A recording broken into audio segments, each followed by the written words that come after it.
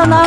Hey boy, what you say, boy? Believer is hailed as the pinnacle of Korean anti-drug remakes, and to this day, it's the best drug crime movie I've ever reviewed. Although this film was adapted from the Chinese version, because South Korea abolished its film censorship system, the movie's boldness goes far beyond the original. Not only are the characters vividly portrayed, but each character's backstory could stand alone as its own film. Whether it's the character design, or the wild, unhinged performances, everything reveals the ruthlessness and determination of each organization. To sum it up in one line, the entire movie is filled with maniacs, and there isn't a single normal person. No more talking. If you haven't checked it out yet, now's the time. We open in an abandoned factory in Korea, where a white sedan slowly approaches, and as it comes to a stop, out steps a woman in striking black stockings with a flamboyant look, heading straight toward the factory ahead. But in the very next second, fortunately, the woman wasn't seriously hurt, only a few scrapes. But having barely escaped death, she didn't feel safe at all, so she drove straight to the police station,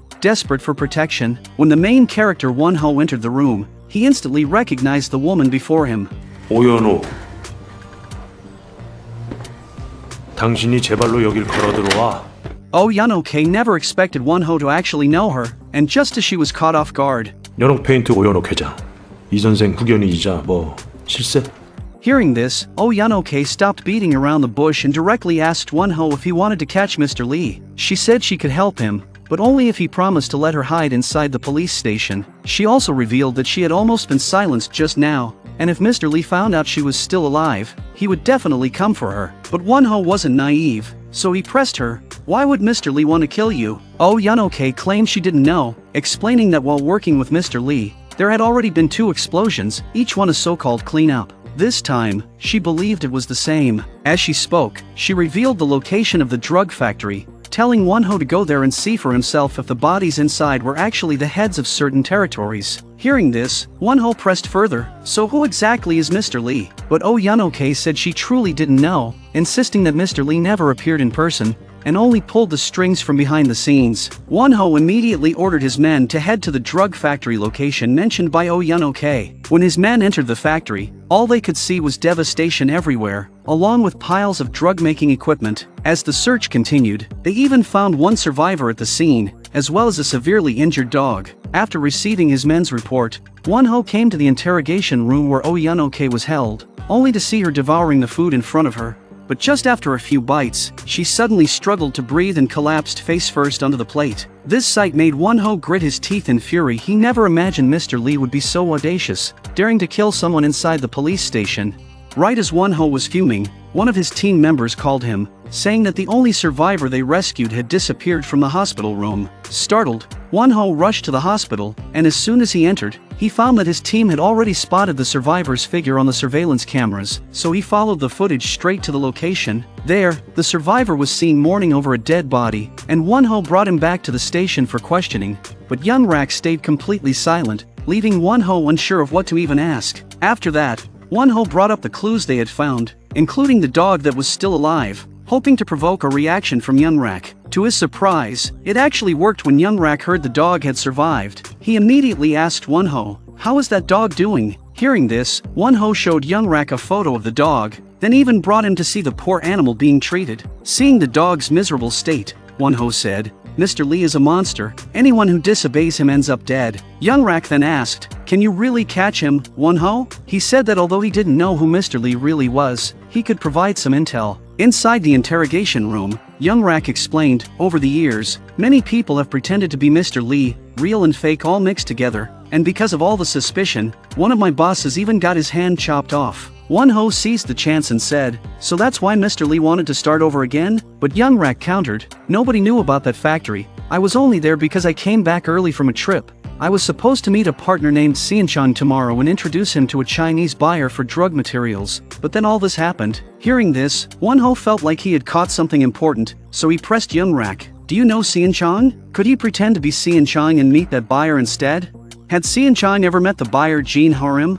Young-rak answered, "Very few people have ever seen Jin Harim in person, and Seon definitely hasn't." In an instant, Won-ho understood, so he and his team started planning, preparing the gear for him to impersonate Seon when meeting Jin Harim, and also preparing props for him to disguise as Jin Ha-rim when facing Sean. After the team spent what felt like 98 minutes getting ready, Young Rak led Won-ho to the hotel where Jin Ha-rim was staying. As soon as they reached the door, they saw a man with his head covered in blood stumble inside, and once they entered, they saw another man dressed only in pajamas. Recognizing Jin Ha-rim, Young Rak quickly bowed to him, but Jin Ha-rim walked straight past him toward Won-ho, extending his bloodied hand for a handshake. Won-ho quickly introduced himself, "I'm Seon-chan," but Jin Ha-rim said nothing, only giving Won-ho a cold glance before sitting at the bar, waiting for his eccentric wife to come bandage his hand. Seeing this, Won-ho and Young Rak quickly moved to the living room to wait. On Young Rak's tie was a small decorative pin, but in reality it was a tiny hidden camera, with the police monitoring every move inside. Just as they sat down, the freshly bandaged Jin Ha-rim walked over with a bottle of alcohol straight toward Won-ho. 너 누구냐? 예, 제가 오늘 뵙기로 했던 네가 이 선생이냐? 아닙니다. 나는 이 선생 보러 왔다. Hearing this, Won-ho could only respond with the lines he had prepared. Luckily, after listening to the explanation, Jin Ha-rim didn't press further and sat down across from them. At that moment, Jin Ha-rim's wife Bo Ryan walked in. She pulled Young Rak aside saying she wanted to change his tie, but the tiny camera hidden on the tie was taken off by Bo Ryan, who then questioned him, "What's this thing?" Young Rak tried to explain a few words, but Bo Ryan didn't take it seriously and said, "If you're going to buy stuff like this, at least get the real thing. Don't waste money on knockoffs." Saying that, she tossed the pen into a glass of wine nearby, instantly cutting off the police from all live surveillance of the scene. After that small interruption, Jin Ha-rim got straight to the point, pulling out 2 eyeballs and pouring liquor into the glass, clearly signaling to Won-ho that if he wanted to do business, he had to drink it. Without hesitation, Won-ho downed it in one gulp and immediately started chewing. After finishing, he explained to Jin Ha-rim, "Because our factory recently caught fire, Mr. Lee is busy cleaning up the mess, but he will show up personally at the next meeting." Then he brought out the prepared drug sample and said, "This is our new product called Leica." Hearing the word Leica, Bo Ryan instantly lost control. She snatched the drug and handed it to Jin Ha-rim, and the two of them inhaled it together on the spot. As the craving hit, the couple headed to a separate room, leaving only Young Rak and Won-ho, but the two had no intention of waiting around, because another meeting was scheduled. Seon-chan was supposed to show up today, and Young Rak had only bought them an extra hour. Their time was running out. The two quickly packed up, with Won-ho disguising himself as Jin Ha-rim and So-yeon posing as Bo Ryan, waiting together for Seon-chan's arrival. Soon, Young Rak was at the door to greet Seon-chan, but on Won-ho's side, a police officer who had helped set up the scene was just about to leave when Seon-chan arrived early, forcing the man to panic and hide, though time was clearly not enough. The very moment Seon-chan walked in, Won-ho smashed a glass over his head, obviously playing the role of disciplining his underling, exactly like the scene when he met Jin Ha-rim. Seon-chan entered and shook Won-ho's hand with his bloodied palm, while Won-ho mirrored Jin Ha-rim's arrogant attitude and repeated every gesture that had been done to him earlier, perfectly imitating the real Jin Ha-rim. As time passed, their conversation shifted to business, and Seon-chan pulled out 2 batches of Leica, one white and one blue, offering them for Won-ho to test. Won-ho knew that Jin Ha-rim was an addict and would definitely take it, so if he refused he'd blow his cover, but for someone who had never touched drugs, taking such a massive dose for the first time was nearly lethal. After consuming it, Won-ho immediately pulled his gun on Seon-chan, putting on a deranged act as he warned, "If you don't bring Mr. Lee next time, you'll end up in a very bad way." Staring down the barrel, Seon-chan was too terrified to say a word. Won-ho quickly retreated to the back room, where the unbearable itching and burning sensation made him collapse on the floor in spasms. His fellow officers rushed to dunk him in ice water to cool his body. Fortunately, after a series of emergency measures, Won-ho was dragged back from the brink of death. As the team quickly cleaned up the scene, one officer checked his phone and found a message from Jin Ha-rim agreeing to the deal and promising to provide the raw materials. Won-ho knew that at this point, everything was ready, and all they needed was the final push. The next day, Young Rak drove a truck full of raw materials to another drug lab,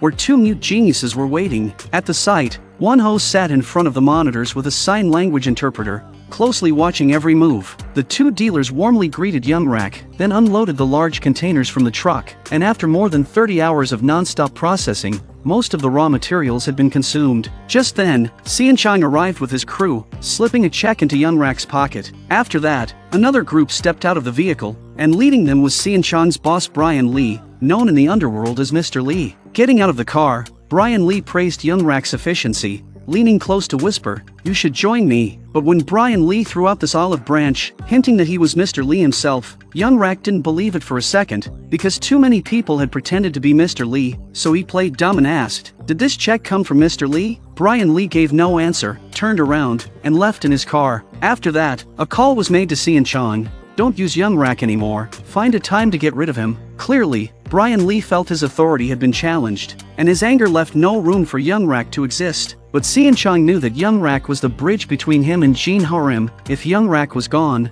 the delivery of the finished product couldn't be completed, so he had no choice but to agree verbally to Brian Lee. The next day, the two drug-making prodigies completed their work, and Young Rak brought the finished product to the place he had agreed on with Won-ho. After letting Won-ho check the goods, Young Rak said he would go find Seon Chong, and together they would meet Mr. Lee and Jin Ho-rim for the trade, which could finally give Won-ho the chance to capture Mr. Lee. But out of nowhere, several cars pulled up in front of them, and the woman leading the group was none other than Jin Ho-rim's wife Bo Ryung. Bo Ryung put hoods over both of their heads and dragged them to stand before Jin Ho-rim. Jin Ho-rim questioned them, "Where were you planning to take the car?" Young Rak hurried to explain, "The deal was set for tomorrow, but we didn't expect you to come first." Won-ho added from the side, "We were just trying to show the goods to Mr. Lee, since it's such an important deal." But without a word, Jin Ho-rim pulled the trigger and killed one of Won-ho's colleagues on the spot.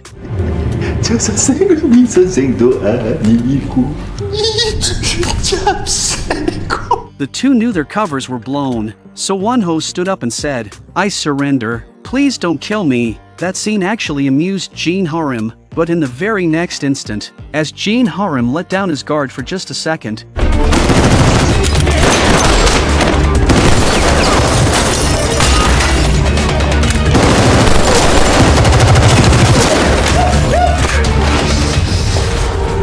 너 괜찮아, 임마. his colleague quickly checked his bulletproof vest, and luckily the injury wasn't serious, so Won-ho kept chasing after Jin Ho-rim. After a fierce shootout, both sides ran out of bullets, and the fight entered the cold weapon stage. At the start of the brawl, Won-ho had the upper hand and was about to choke out Jin Ho-rim, but Jin Ho-rim clawed at Won-ho's eye, instantly turning the tide. Jin Ho-rim picked up whatever he could from the ground and smashed it at Won-ho, beating him until he had no strength to fight back and was nearly knocked out. Just as Jin Ho-rim was about to lift a dumbbell to finish Won-ho off, his head was suddenly blown apart. The shot came from Young Rak, who had rushed in. After taking down Jin Ho-rim, the two left quickly, because their true target was Mr. Lee. And what happened here was just an accident. They first returned to the police station to regroup and gather intel. Then So-yeon disguised herself as Bo Ryung and headed to the agreed trading spot. At the location, Seon Chong was already waiting downstairs, and once they went in,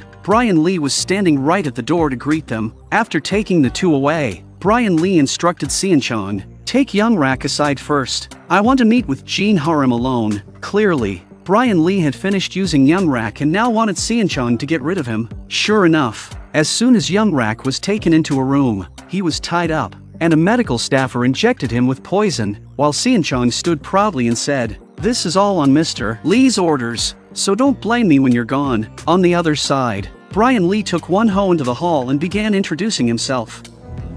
제가 바로 이 선생입니다. But Won-ho felt something was wrong, saying, "I've known Mr. Lee for a long time. I've always wanted to meet him but never could." When a person becomes obsessed with someone, they develop a strange kind of belief. But right now I just feel something doesn't add up. Clearly, he didn't believe the Brian Lee in front of him was the real Mr. Lee. Brian Lee was instantly enraged. He hated nothing more than people doubting he was Mr. Lee. So he called in his men, ready to take out Won-ho and So-yeon. Just then, as the tension was at its peak, a staff member walked in pushing a food cart, leaving Won-ho and the others puzzled as they asked, "What's this?"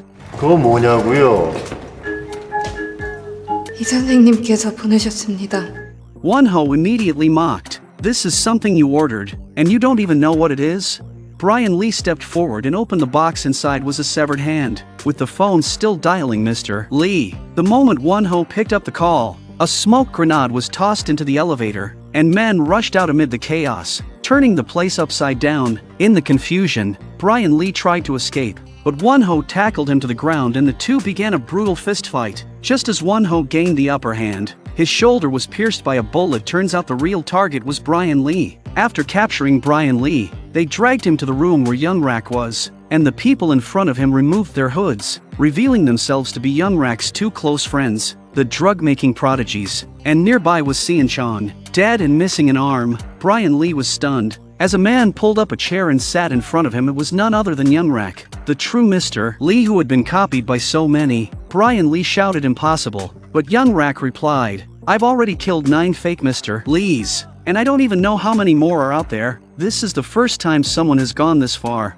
Even I was shocked. Not only did you copy my methods and blow up everyone in the factory, but you also took out Oyanoke inside the police station, using the exact same style as me." As soon as he finished speaking, Young Rak ordered the prodigies to coat Brian Lee's back with tar, then burned a scar into him with a flamethrower, shaped exactly like his beloved dog's wound. After finishing, Young Rak called Wonho and told him that Mr. Lee Brian Lee was on the first floor. Wonho rushed over and saw Brian Lee. His back nearly burned to a crisp, but he never believed Brian Lee was Mr. Lee anyway. And then he remembered how the man had reacted strongly when the dog's name Laika was mentioned, proving the dog was indeed called Laika. Yet when he went to the pet hospital, the dog had already been taken away by Young Rak. At that moment, Wonho finally understood that the real Mr. Lee was actually Young Rak all along, but Brian Lee had already been presented to the press by the police as the so-called Mr. Lee. And even though Wonho knew the truth, he had no evidence and no authority to catch Young Rak, leaving him no choice but to resign in frustration. That's where the story ends. See you in the next one.